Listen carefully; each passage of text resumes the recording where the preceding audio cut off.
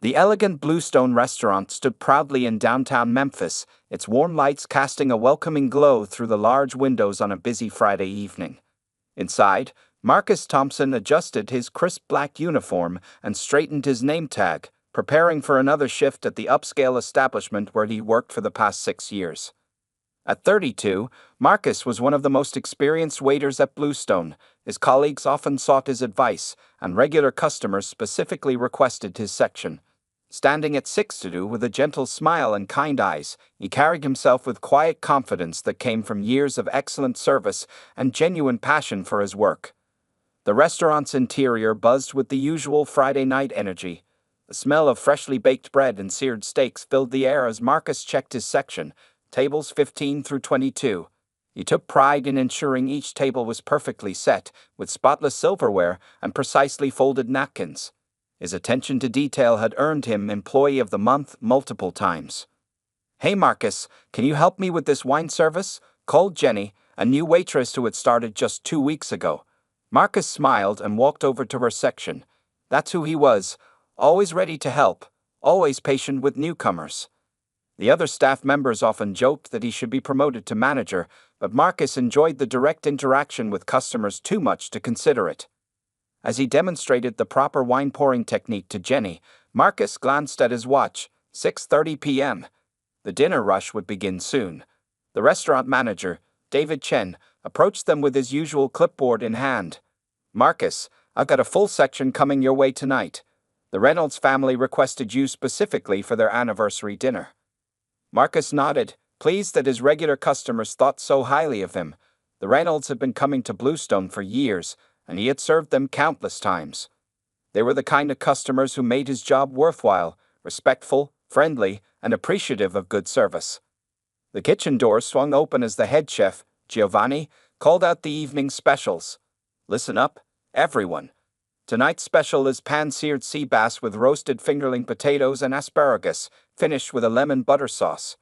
Marcus made mental notes, knowing customers would ask for his recommendations. As the evening began to unfold, Marcus moved with practiced ease between his tables. He had a system that never failed him: greet within 2 minutes, take drink orders, suggest appetizers, and always keep water glasses filled.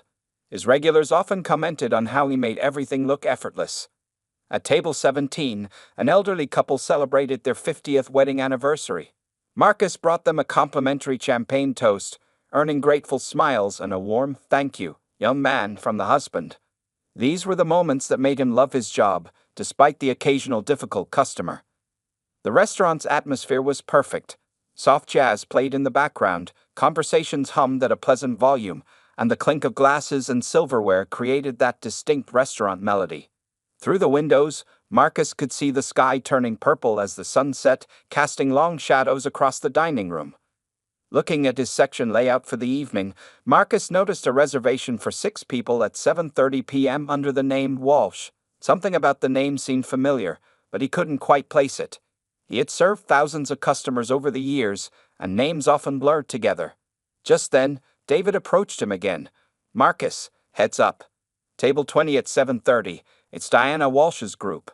She's known to be demanding." The manager's hesitation told Marcus everything he needed to know. In the service industry, certain customers gained reputations, and not always for the best reasons. Still, Marcus remained optimistic. In his experience, even the most difficult customers could be won over with exceptional service and a genuine smile. He checked his watch again, 7:15 p.m. The evening had been smooth so far, and he intended to keep it that way. As he refilled water glasses at table 19, Marcus heard the front door open, bringing with it a burst of evening air and the sound of loud, entitled voices. He glanced up to see a group of well-dressed women entering the restaurant, led by a blonde woman in her 50s wearing an expression that suggested she already found something to complain about. Little did Marcus know, this particular group would turn his ordinary Friday night shift into something that would change not only his life, but also the conversations about respect and dignity in the service industry throughout the entire city. Diana Walsh swept into Bluestone Restaurant like she owned the place, her designer heels clicking against the polished floor. Her group of 5 friends followed closely behind, all dressed in expensive outfits that screamed ladies who lunch. The hostess, Sarah, greeted them with a professional smile, but Diana barely acknowledged her presence. "Walsh, reservation for 6, Diana announced, looking down at her phone instead of making eye contact. Her perfectly manicured nails tapped impatiently against the hostess stand as Sarah checked the reservation system. The other diners in the restaurant glanced over, some recognizing Diana from various country club events and charity functions where she was known for making scenes. "Yes, Mrs. Walsh, your table is ready in section 4, Sarah said, gathering menus. She led the group toward Marcus's section, where table 20 had been specially prepared. However, as soon as Diana saw where they were heading, her face twisted into a frown. "No, no, no," Diana interrupted, stopping abruptly. "I specifically requested James's section." Her voice carried across the restaurant, causing several nearby diners to look up from their meals. "James always serves us. Where is he?" Sarah politely explained, "I apologize, Mrs. Walsh, but James is off tonight. Marcus is handling this section, and he's one of our most experienced servers." She gestured toward Marcus, who was approaching with his characteristic warm smile. Diana's eyes narrowed as she saw Marcus. She turned to her friends and loudly whispered, "Can you believe this? They're putting us in that section." The emphasis she placed on that made her meaning crystal clear to everyone within earshot. Her friends shifted uncomfortably, but none spoke up. Marcus maintained his professional demeanor as he reached the group. "Good evening, ladies. Welcome to Bluestone. I'm Marcus, and I'll be taking care of you tonight." His voice was steady and warm, showing no sign that he'd heard Diana's earlier comment. "Well," Diana said, looking directly past Marcus to Sarah, "I suppose we'll have to make do, won't we?" She let out an exaggerated sigh. "But I want it noted that this isn't what I requested." As Marcus led them to their table, Diana made a show of inspecting everything: the chairs, the tablecloth, even the silverware. Her friends, Jane, Patricia, Susan, Barbara, and Margaret, followed her lead, though some looked embarrassed by her behavior. "Could you at least wipe down the table again?" Diana demanded, despite the surface being spotless. "I don't know who sat here before us." She pulled out a designer hand sanitizer from her purse and made a show of using it. Marcus calmly retrieved a clean cloth and sanitizer, wiping down the entire table again. "Of course, ma'am. Your comfort is our priority." His response was perfect, professional, and courteous, but Diana seemed determined to find fault. As he began presenting the wine list, Diana interrupted him. "I know what we want. Bring us 2 bottles of the Chateau Margaux." She waved her hand dismissively, not even looking at Marcus as she spoke. "Excellent choice, ma'am," Marcus responded, noting that she'd selected one of the most expensive wines on the menu. "Would you ladies like to hear about our specials this evening?" "I'm sure we can read the menu ourselves," Diana snapped, then turned to her friends. "Although I don't know why we stayed, the atmosphere isn't what it used to be."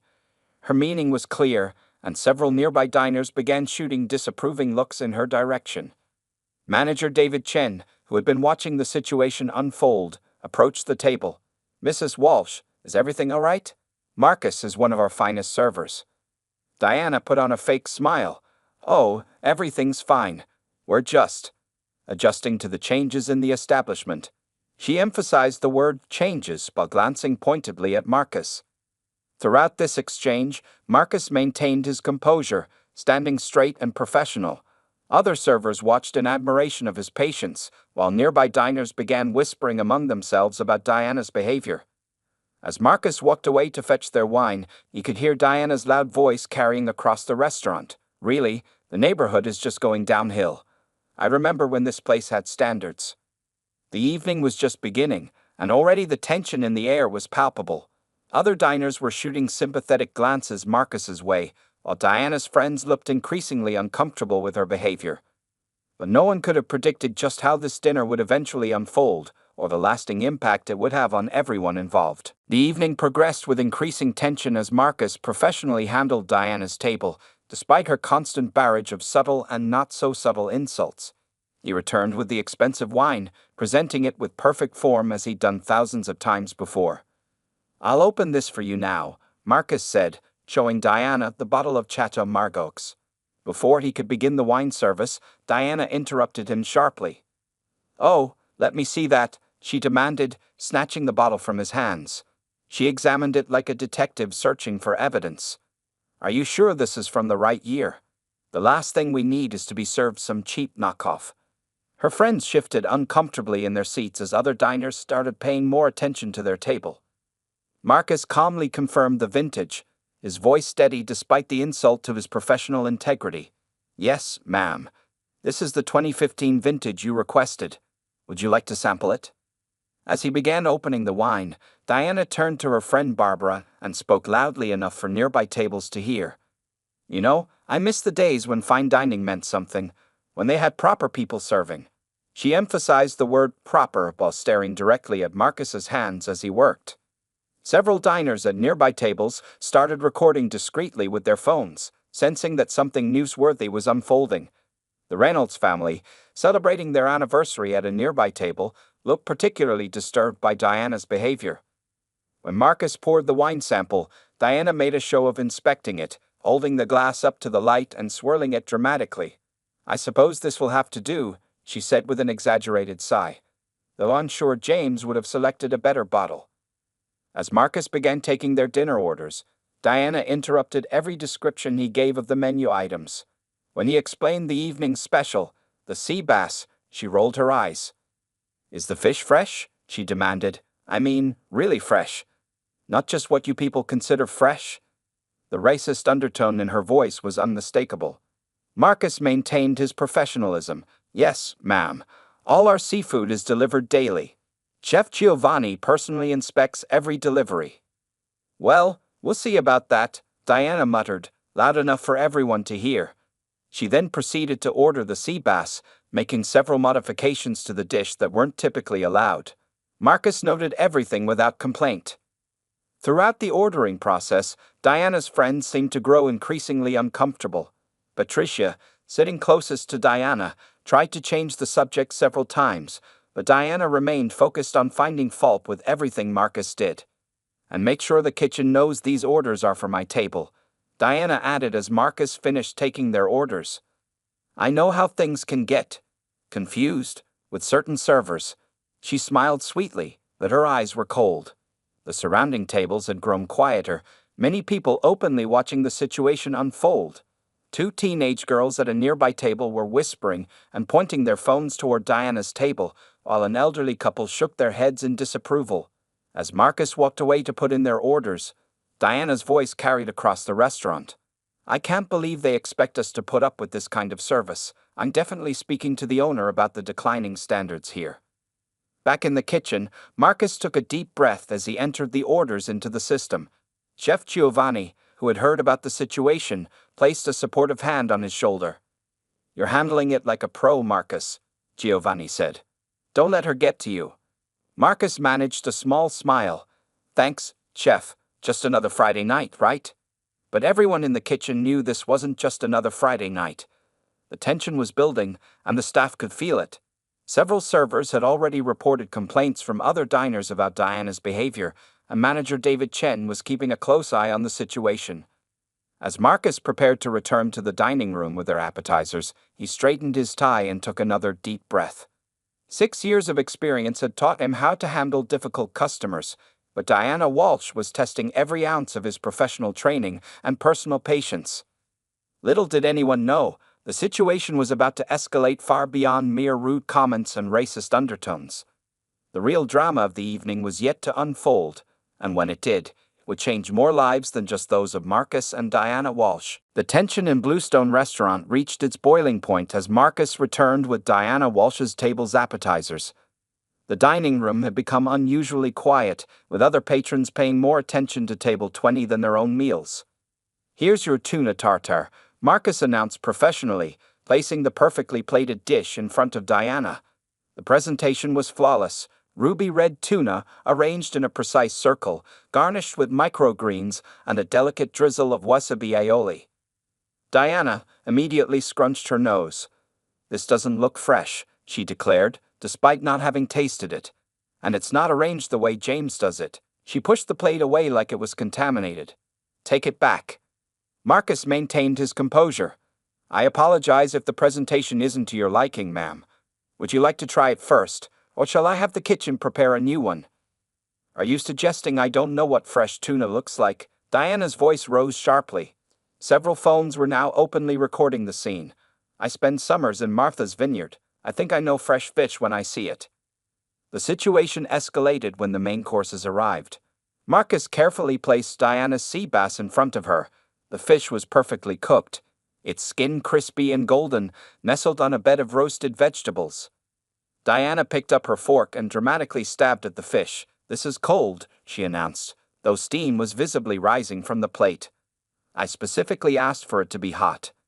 Did you leave it sitting under the heat lamp while you were chatting in the kitchen?"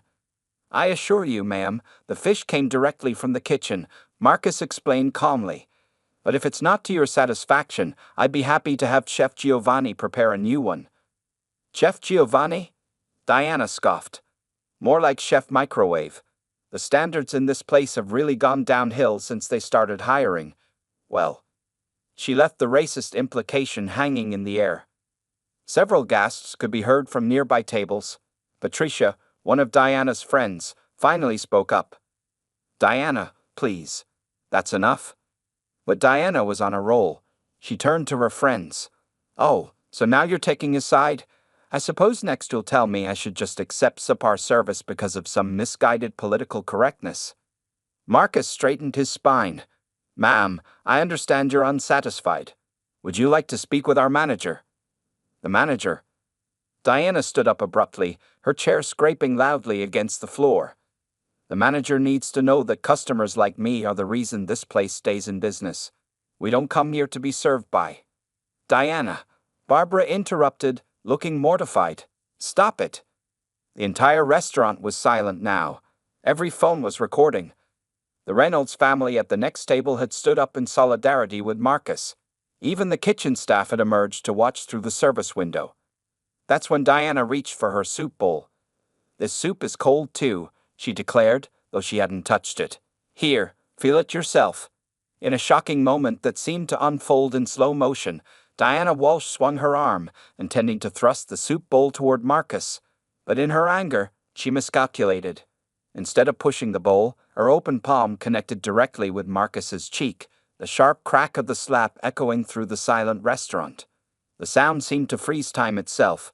Marcus stepped back, his hand instinctively rising to his cheek where an angry red mark was forming. Diana stood there, her hand still raised, a look of shock on her face as if she couldn't believe what she'd just done.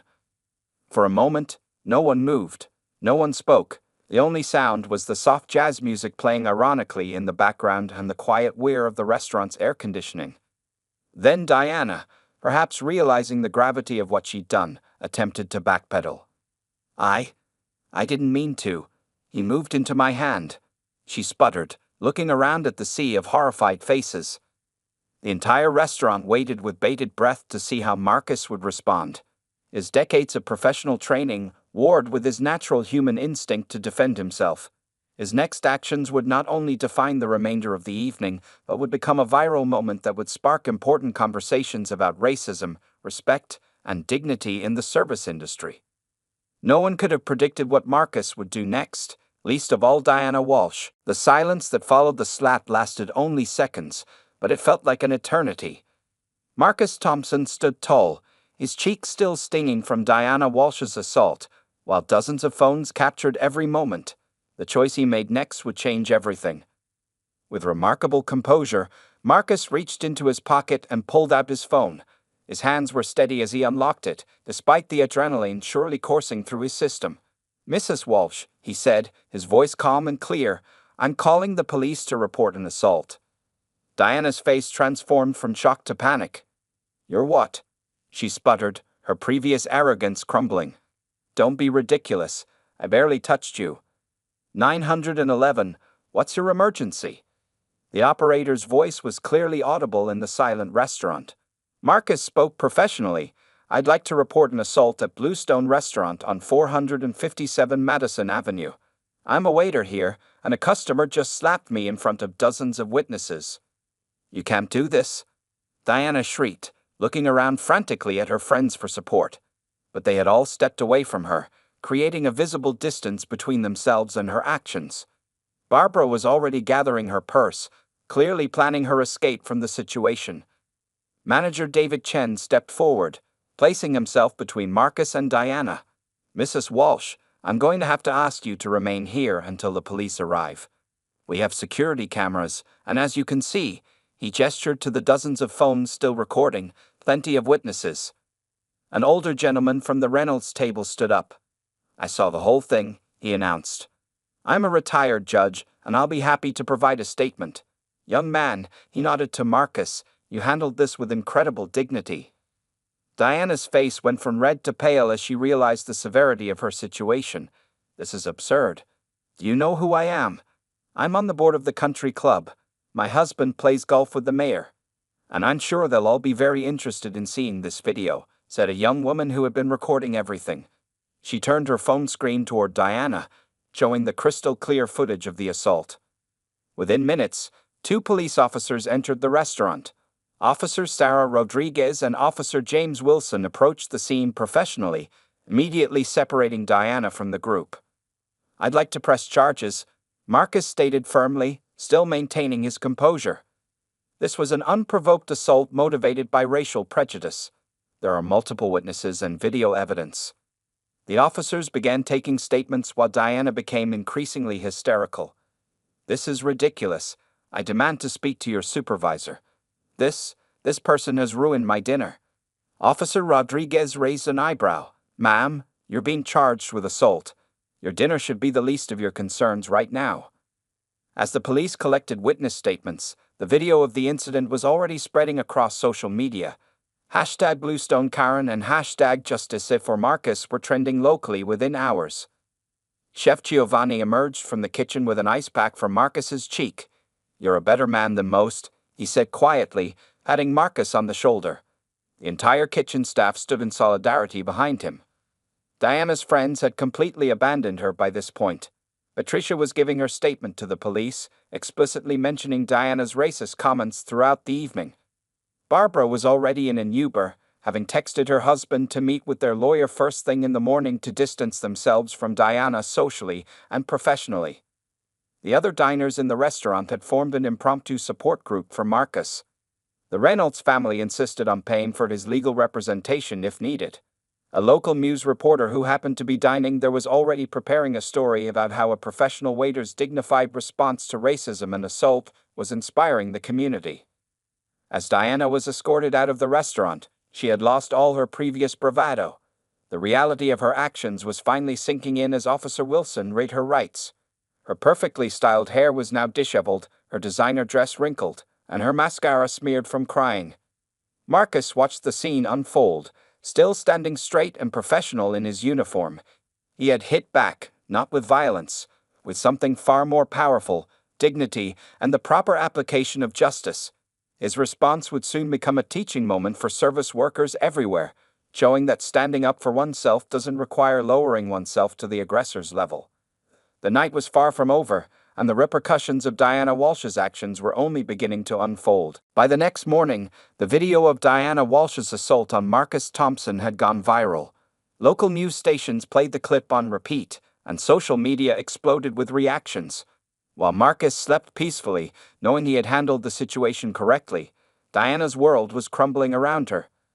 At 8:00 a.m., Diana's phone wouldn't stop ringing.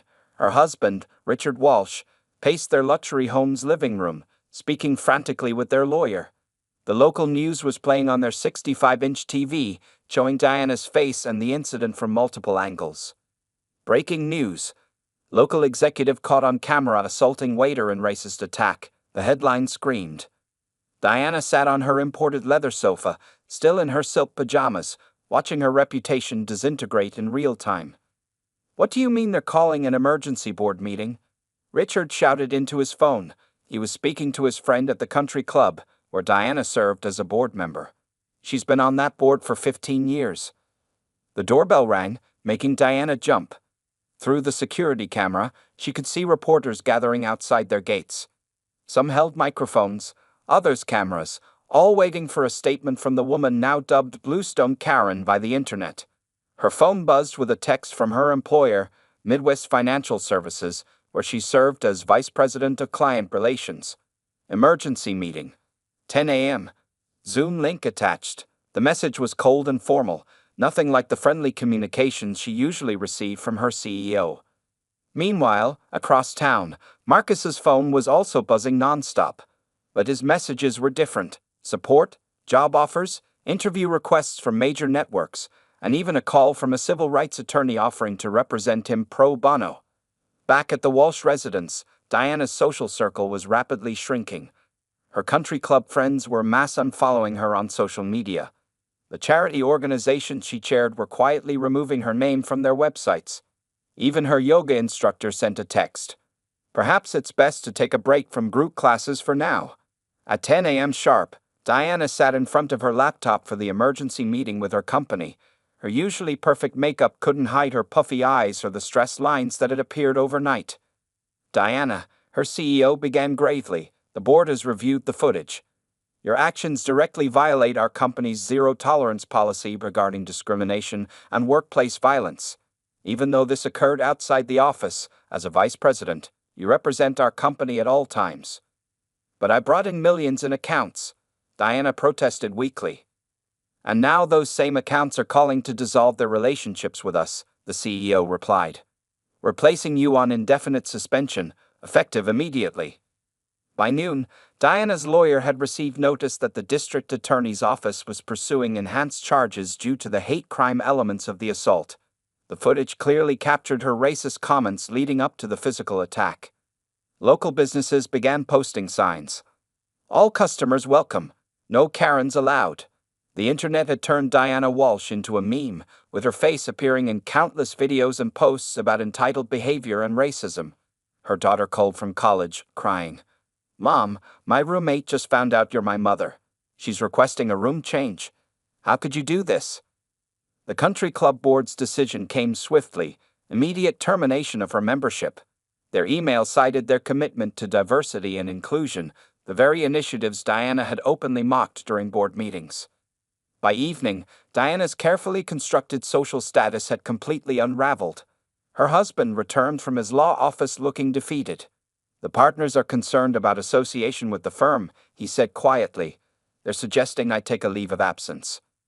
Local news vans remained parked outside their gate. Social media continued to explode with new hashtags. Hashtag cancel Karen, hashtag justice for Marcus, and hashtag Bluestone Karen were trending nationally now. Diana sat in her dark home office, illuminated only by her computer screen, reading countless comments condemning her actions. The carefully crafted image she built over decades, philanthropist, community leader, respected businesswoman, had been destroyed in less than 24 hours. As she scrolled through the endless negative comments, one particular tweet caught her eye. It was from Marcus Thompson. I believe in forgiveness and growth. Let's turn this incident into a teaching moment about respect, dignity, and treating all people with kindness. The contrast between his grace and her behavior only made Diana's fall from grace more profound.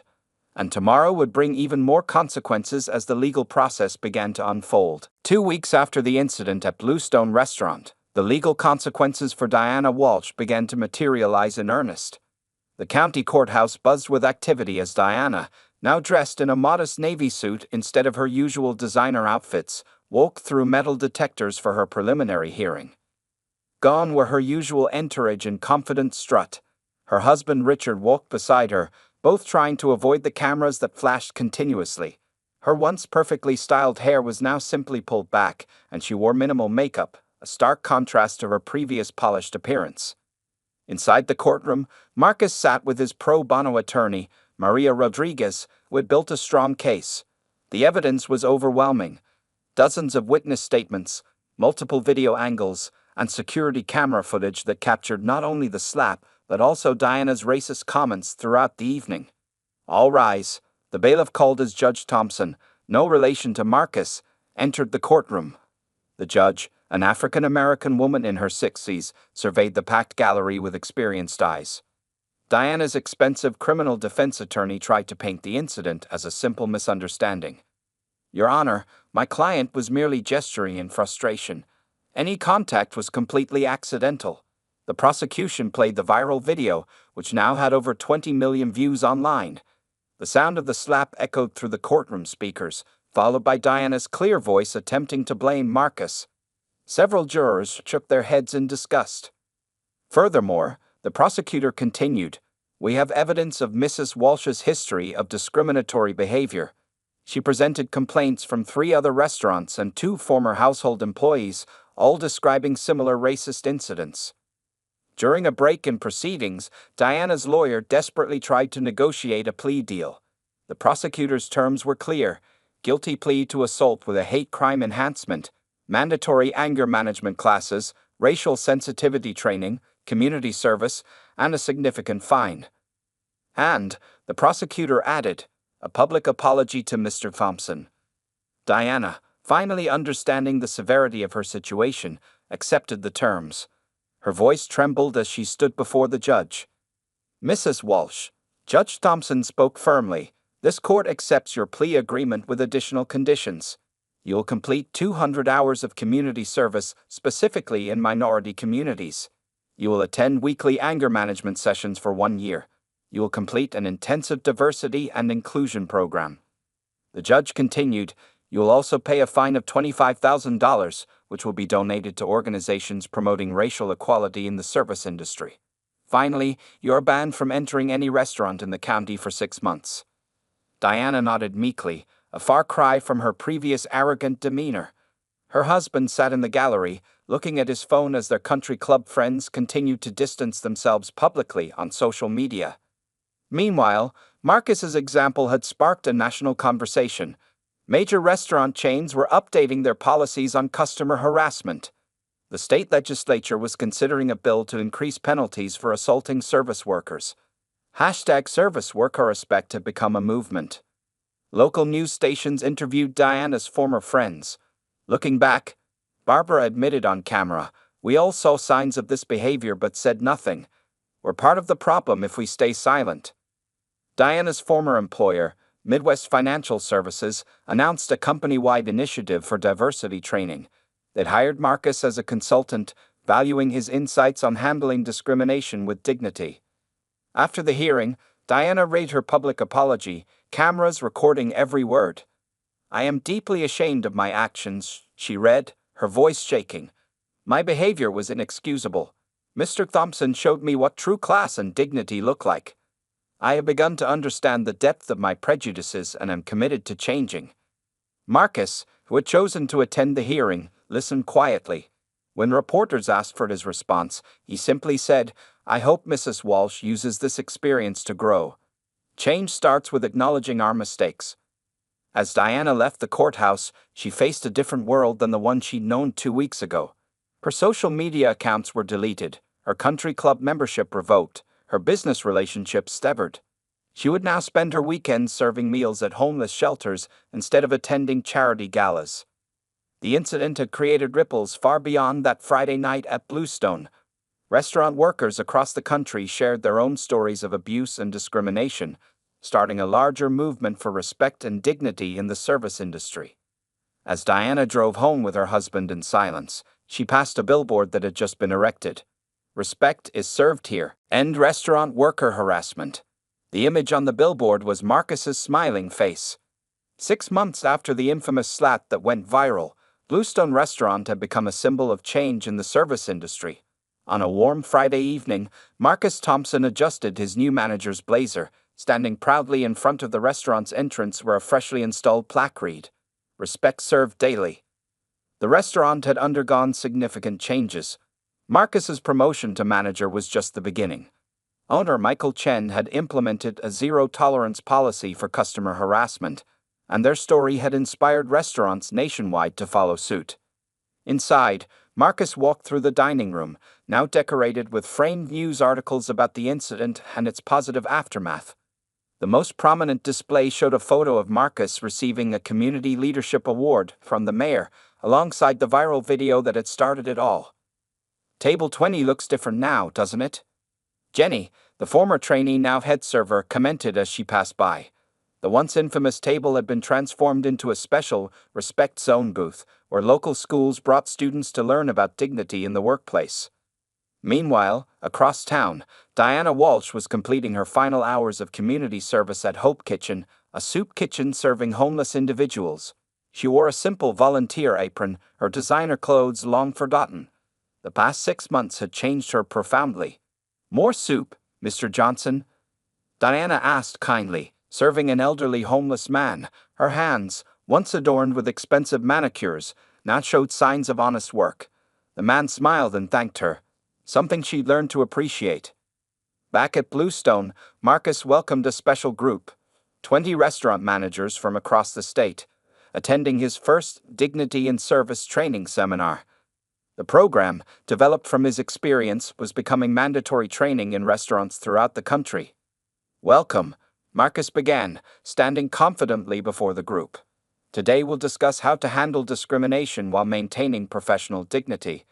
My story is just one of many, but it taught us all valuable lessons." The local news crew setting up in the corner was barely noticeable now. Media attention had become routine. Marcus's story had been featured on national morning shows, and he'd even been invited to speak at congressional hearings on workplace harassment. As Marcus conducted his training, Diana was finishing her shift at Hope Kitchen. She gathered her things, checking her phone for the first time in hours. Her social media accounts, once filled with country club photos and luxury vacations, now showed her volunteer work and reflective posts about personal growth. She had one important stop to make before heading home. Today marked the end of her restaurant ban, and she had requested a meeting with Marcus at Bluestone. Her hands trembled slightly as she drove there. When Diana entered Bluestone, the restaurant fell silent. But this time, it wasn't out of disgust, it was curiosity. She looked different now. Humility had softened her features, and genuine remorse had replaced her former arrogance. Marcus met her at the entrance. "Mrs. Walsh," he greeted her professionally. "Please," she said quietly, "call me Diana." She handed him an envelope. Inside was a check for $50,000, double her court-mandated fine, made out to Marcus's new foundation for promoting respect in the service industry. "I can't take credit for changing on my own," Diana admitted. "But hitting rock bottom opened my eyes. Your dignity in handling my horrible behavior taught me more than any sensitivity training could." Marcus accepted the check with a nod. "Change is possible when we acknowledge our mistakes and work to be better," he said, the same words he'd been teaching in his seminars. The restaurant had transformed into more than just a dining establishment. It was now a training center, a symbol of change, and a testament to how one person's dignity could inspire nationwide reform. As Diana left the restaurant, she passed a group of servers in training, all wearing badges that read "Dignity First." The hostess stand displayed a framed set of principles: respect all, serve with pride, stand with dignity. Marcus watched her leave, then returned to his training session. On the wall behind him hung a large photo of that fateful night, but it wasn't the moment of the slap. It was the moment after, when he chose dignity over retaliation. Below it was inscribed, "Real strength isn't in striking back, but in standing tall." The story of the racist Karen and the dignified waiter had become more than just a viral video. It had sparked a movement, changed lives, and proved that sometimes the strongest way to hit back is to not hit at all, but to stand firm in one's dignity and let justice take its course. As the sun set on Bluestone Restaurant, Marcus smiled, knowing that Table 20 would never be the same, and neither would the service industry. The end of this story had become the beginning of something much bigger.